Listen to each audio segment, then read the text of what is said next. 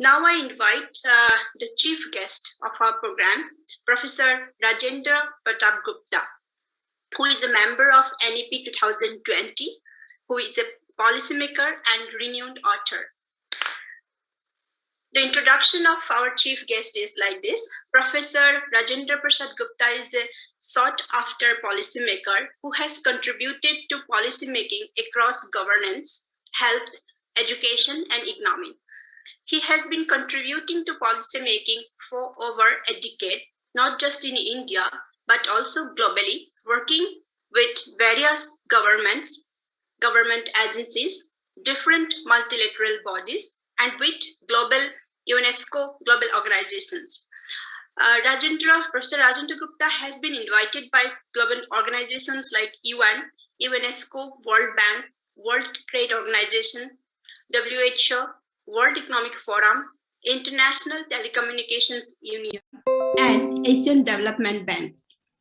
Also by United States of America, Government of Japan, Finland, Algeria, Bangladesh, and also by the Ministry of Health, Ministry of Human Resource Development, Ministry of Labor and Employment, and the Planning Commission of Government of India for his views on a diverse range of issues.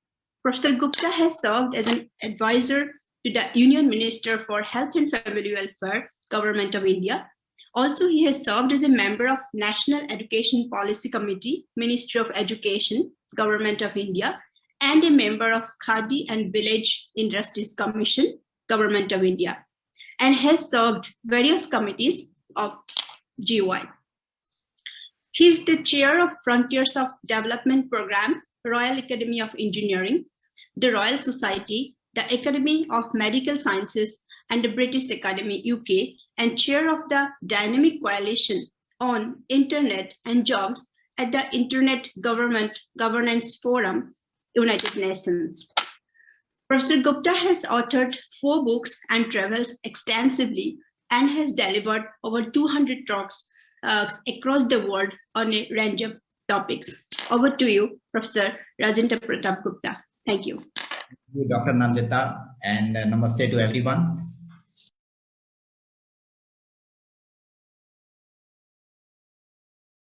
Sir, kindly unmute yourself. Sorry, can you hear me? Namaste. I thank the organizers, JNU, Akhil Bharatiya Shikshan Mandal, Niti Aayog, and after listening my previous speakers, prolific Professor Sachinand Joshi, Mukulji, Mazhar Bhai, I think I definitely needed a PowerPoint. I am not as good as they are. And what I'm going to do in this talk on a very important topic about the role of teachers in implementing the national education policy is, firstly, I'm going to share some nuggets of information which are still not in public domain. I think that makes it more interesting. And I'm going to talk to you the thinking behind this NEP and what it means for teachers in implementing the NEP, which is very important. As Mukulji said, you can read the 66-page policy, but if you understand the thinking behind it, you will actually implement it in a sense. So let me share with you how it all started. It was 22nd of July, 2013, when I got a call from Professor Murli Manohar Joshi, an eminent educationist, physicist, and former HRD minister. He said, Rajendra, I'm again appointed chairman of the manifesto committee, and you have to help me draft it.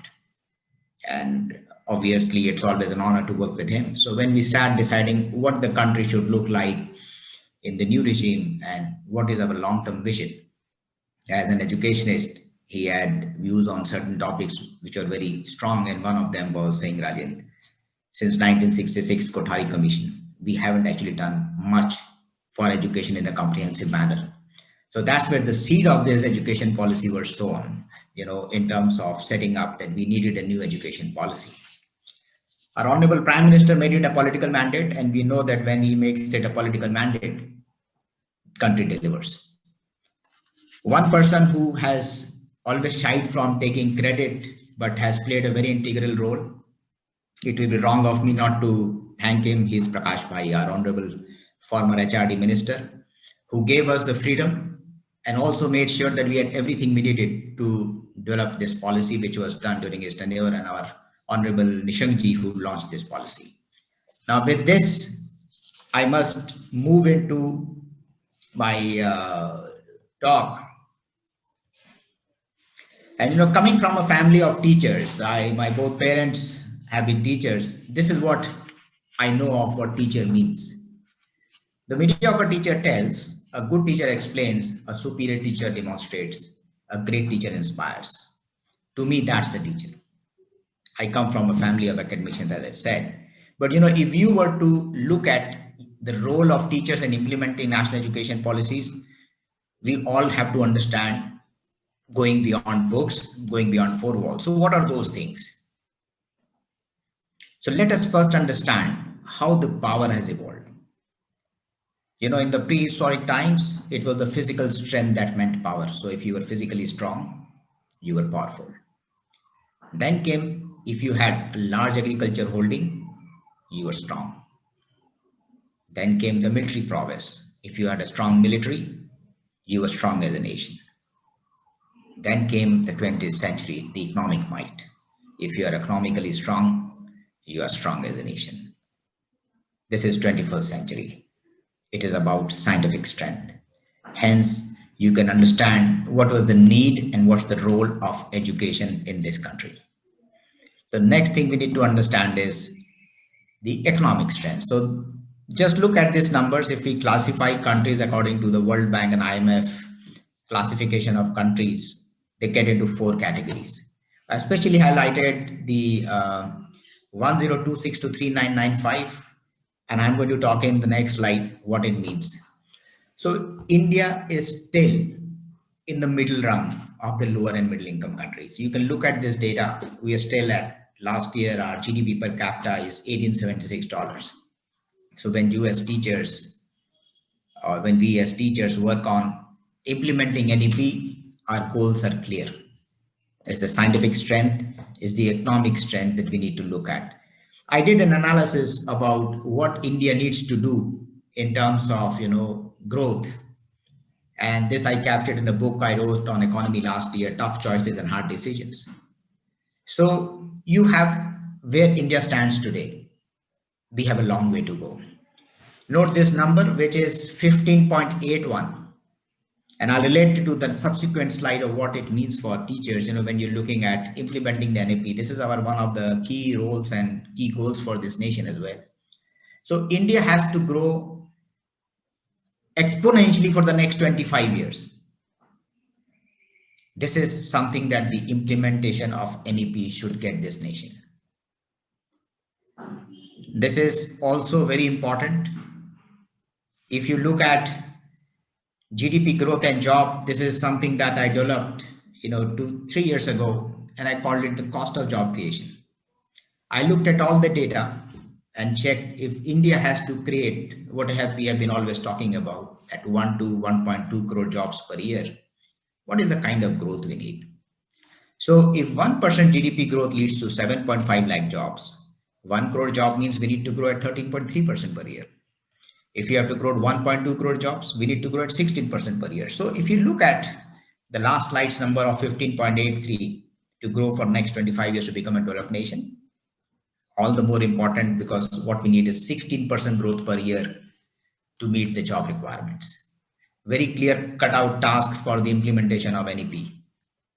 So with high quality education, it is achievable. Now, what Professor Sachidanand was talking about, the demographic dividend, a very interesting thing for us. We are, I think, at average age of 29 years. We still remain the youngest country in the world. But every dividend comes with an opportunity. What is that demographic opportunity for India? We are going to have this opportunity only till 2045. I have done extensive research with the data that's available. For the next 25 years, we need to use this opportunity. And why do we do that? And let me tell you, for that, NEP's demographic responsibility rests with teachers to implement.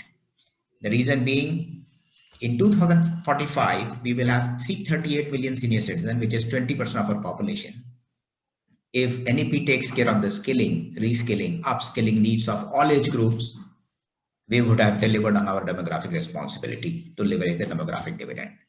So this is also one of the goals that we need to keep in mind while implementing our NEP as teachers. Without environment, any talk doesn't go well, because we need to look at the sustainability of the planet. I brought in the concept of the Earth Overshoot Day. We have limited resources, and we look at the number of regenerable resources we have in a year. Look at the countries and how they are using the resources. Some countries exhaust the regenerable resources by the second month in a year, some by third month. Overall, for last year, the world as a whole, we ran out of resources, actually regenerable resources, by 22nd August, which is the 8th month in a year. So the NEP implementation should address the issues of environment, lead to people who look at holistic development. This is very important. Of course, I don't think that Nobel Prize is a measure for the scientific progress or success, but that's how the world looks at. So I was doing a search on how many Nobel Prize did India win in science. And as a member of the NEP, it was my job to look at all the things, all the data available. So the last Nobel Prize in science was in 1930. I hope we don't have to wait a decade more to get one. So we got it almost 91 years ago. I think one of the responsibilities of teacher as implementing NEP is that the quality of research takes us high on this list. Unless I got the data wrong, which it should be because it comes straight from the Nobel Prize website. Now, this is an analysis I did, and it is there in the book that I wrote, was released months before the NEP. It's on the role of higher education and economy. And so the teachers in higher education and the administrators have to consider this.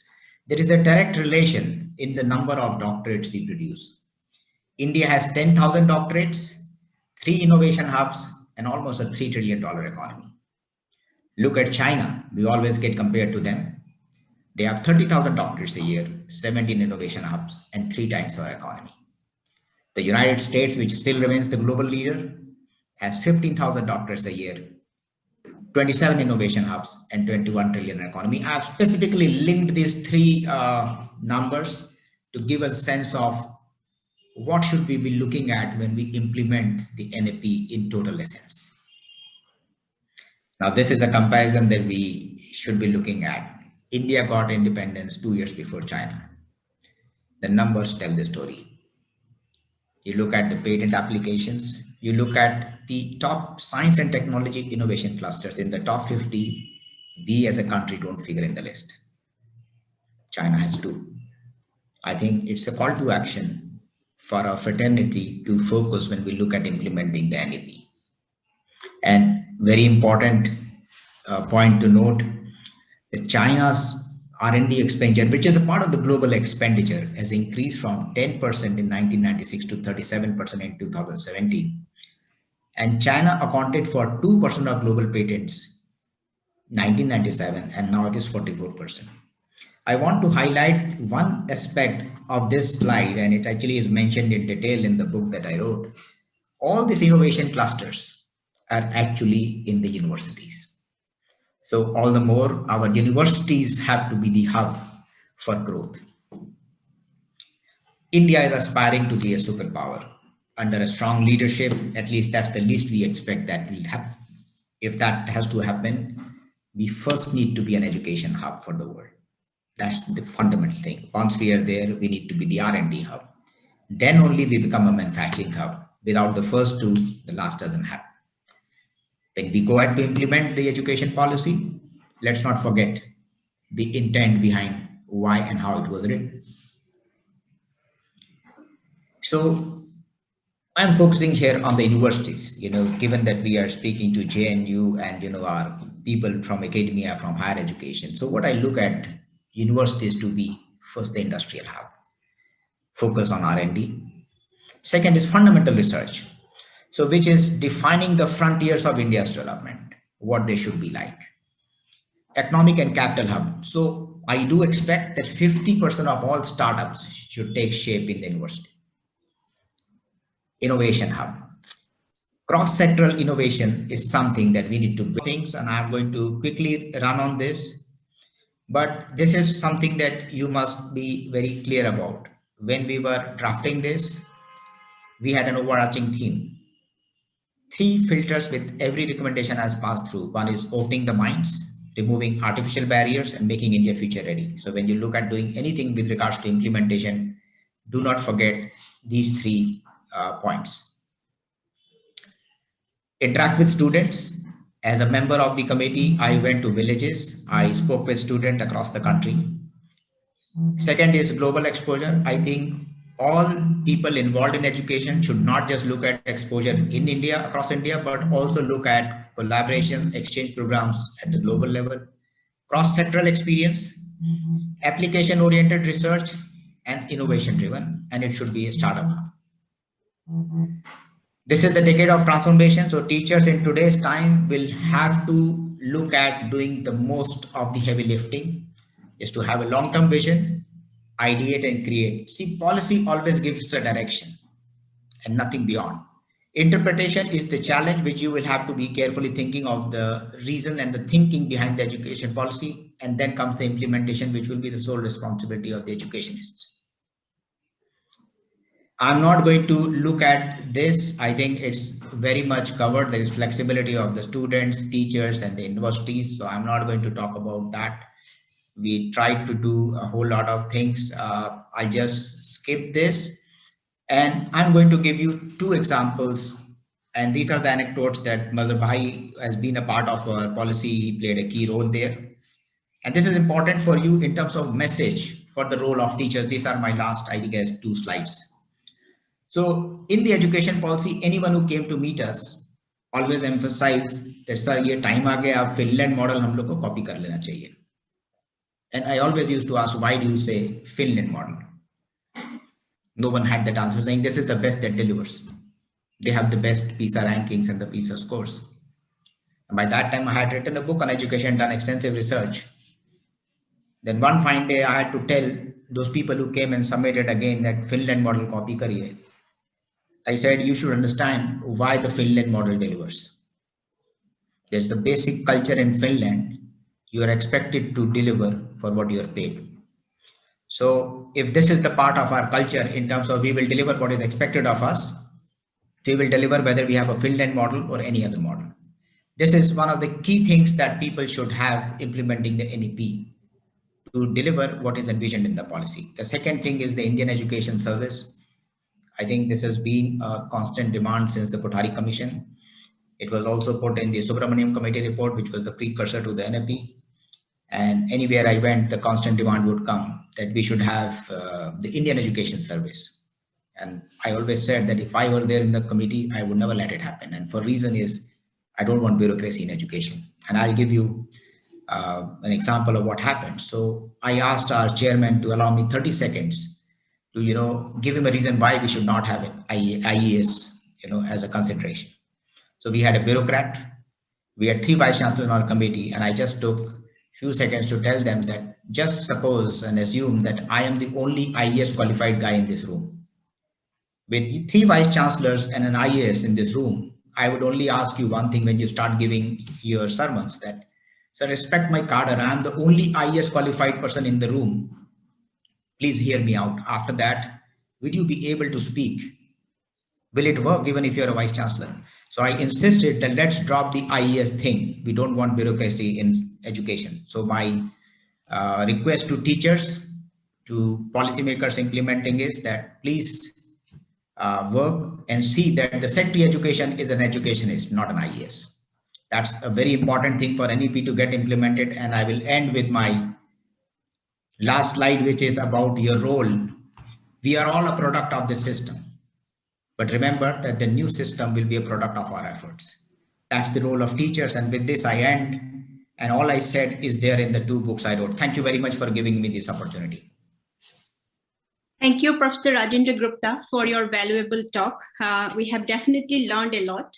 Now I invite our Honorable Vice Chancellor, Professor Jagdish Kumar, who is a leader, influential leader, and he's a man of execution and vision. We are